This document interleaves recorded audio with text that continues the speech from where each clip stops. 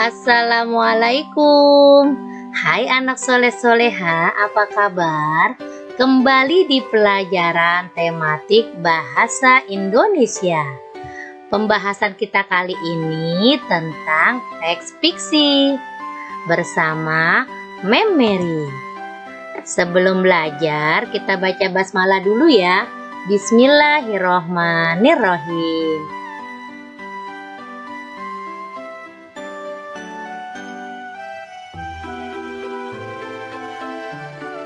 Oke,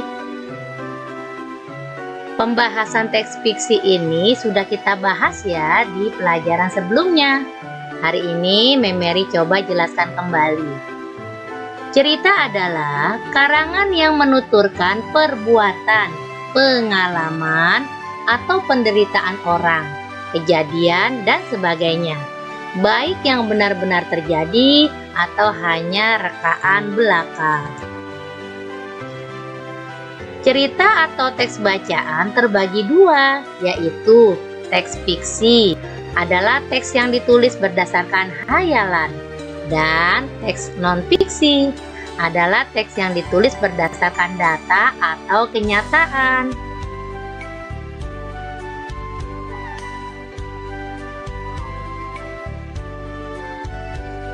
Nah, disimak ya penjelasan teks fiksi berikut ini. Cerita fiksi adalah cerita yang tidak benar-benar terjadi, sengaja dikarang oleh pengarang. Cerita fiksi termasuk karya sastra berbentuk prosa. Apa itu prosa? Prosa adalah suatu karya sastra yang bentuk tulisannya bebas dan tidak terikat dengan berbagai aturan dalam menulis, seperti rima, diksi, irama, dan lain sebagainya.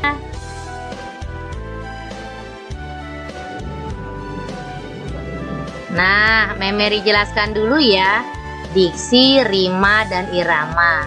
Kalau diksi itu adalah pilihan kata yang dipakai untuk menyusun puisi. Rima adalah bunyi vokal di akhir kalimat puisi, memberikan kesan apik atau indah pada puisi dan juga pada pantun. Irama adalah cara membaca seperti keras lembutnya bagian puisi, tinggi rendahnya atau perasaan emosi yang terlarut yang dapat menggambarkan suasana puisi tersebut.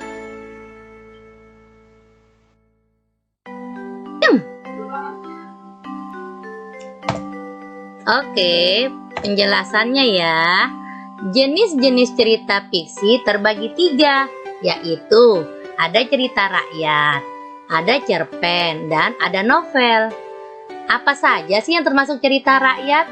Ada 5, yaitu cerita jenaka atau lucu, mite atau mitos, berkaitan dengan kepercayaan tentang hal yang gaib, fabel, yaitu cerita tentang hewan, legenda, terjadinya suatu tempat atau daerah. Yang kelima itu sage, cerita yang mengandung unsur sejarah. Cerpen itu cerita pendek ya, sedangkan novel cerita panjang dan rangkaian tentang kehidupan seseorang dan orang-orang di sekitarnya.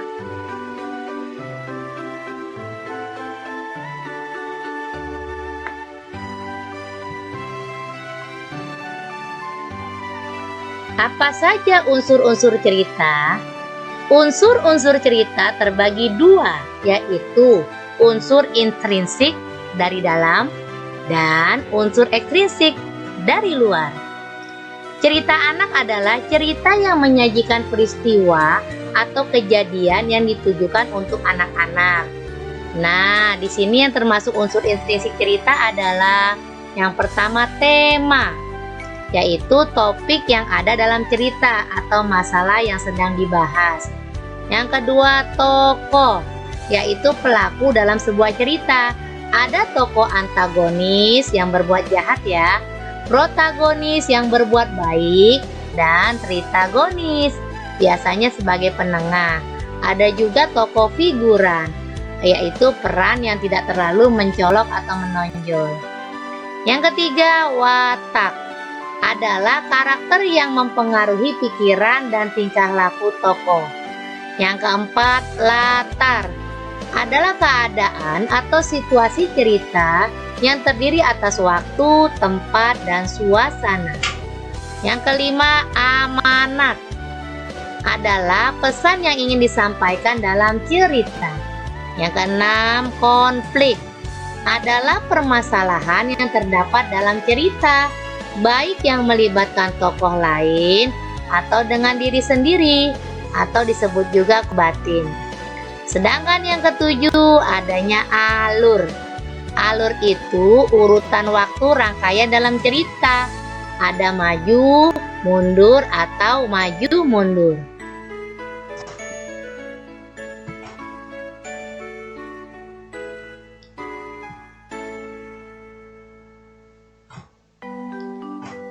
Yang termasuk unsur ekstrinsik cerita adalah yang pertama, latar belakang sejarah penulis atau disebutnya biografi.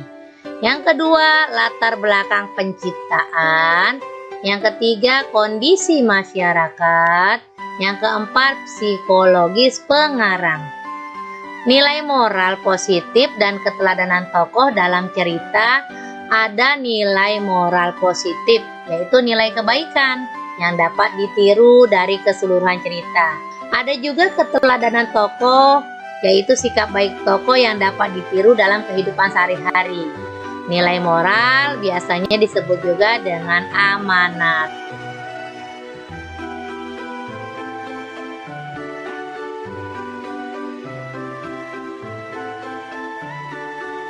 Bagaimana cara kita menentukan informasi tersirat dalam karya sastra? Dengan menjawab pertanyaan sesuai isi cerita dengan kata tanya bagaimana dan mengapa.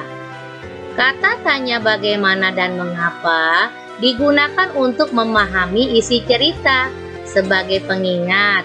Kata bagaimana digunakan untuk menanyakan proses, cara, atau keadaan.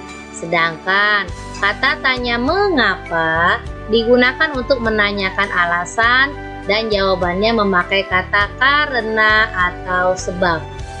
Bisa juga mencari informasi yang tersirat dalam karya sastra dengan menggunakan kata tanya apa, di mana, kapan, dan siapa.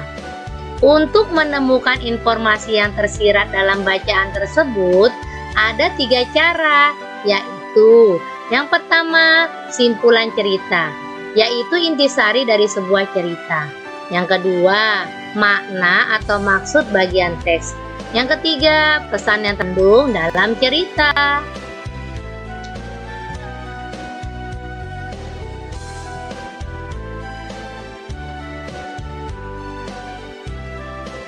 Selanjutnya, cara membuat simpulan cerita. Simpulan cerita merupakan intisari dari cerita.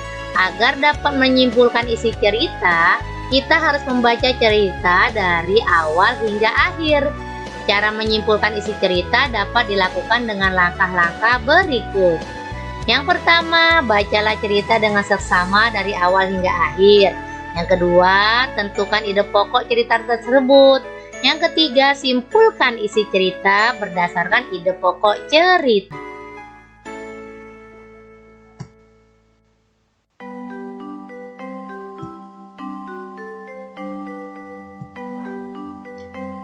Apa itu membaca intensif?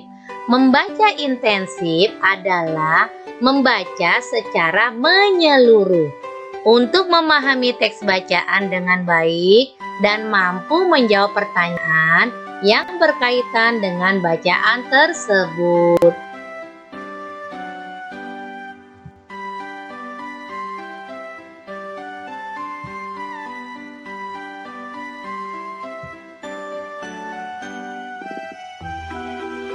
Contoh cerita rakyat legenda, asal mula terjadinya tempat atau daerah, misalnya asal-usul Danau Toba, legenda Putri Ular, dan asal mula Danau Losung.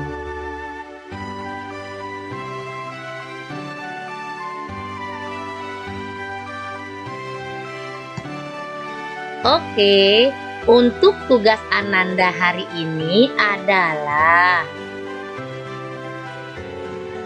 dari kedua judul cerita legenda berikut ini, asal-usul Danau Toba ada di halaman 7. Legenda Putri Ular ada di halaman 20. Tentukanlah tema, watak, tokoh, latar, alur, dan amanat.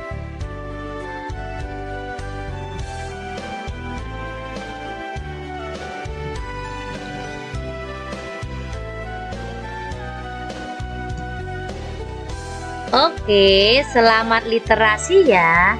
Jangan lupa jaga kesehatan, makan makanan yang sehat, mencuci tangan, memakai masker, dan menjaga jarak.